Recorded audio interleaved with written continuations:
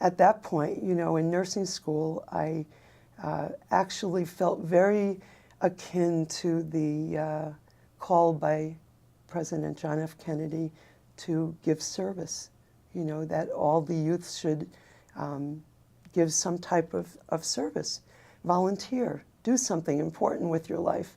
And I heeded that call. We had a graduate from Mount Sinai who had joined the Peace Corps, and she was sending home the most, not home, home to school, the most amazing letters. And I'd read those letters and it spoke to me. It was me.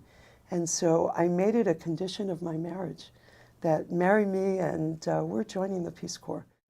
We got an assignment to go to Sri Lanka. And so we didn't pass it up. We did that and lived there for 3 years, learned Sinhalese. So it's easy to learn multiple languages when you grow up speaking 2 languages, right? And that actually worked out well. We shared a high school teacher that was Mrs. Cleod, I remember her. And she was very strong on, you'll need this skill sometime in your life, okay? And we actually did, because the village, the jungle village we were put into was, I say jungle because the elephants would pass by our house every day on their way to do their work in the jungle.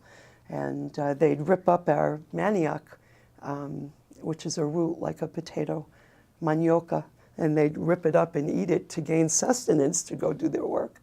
And what we noticed was 92% of our village was down with malaria at any given time. There were no workers in the field.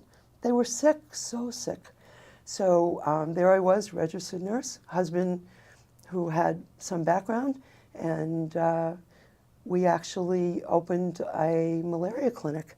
And people, we would do the finger sticks and read the slides and dispense the medication.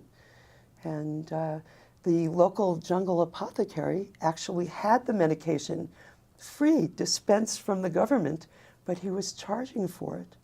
And what would happen is a family of 8 or 10 could only afford to treat the father.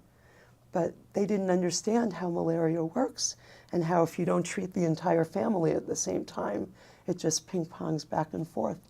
And so it was a big problem, despite the fact that they sprayed our homes with DDT constantly.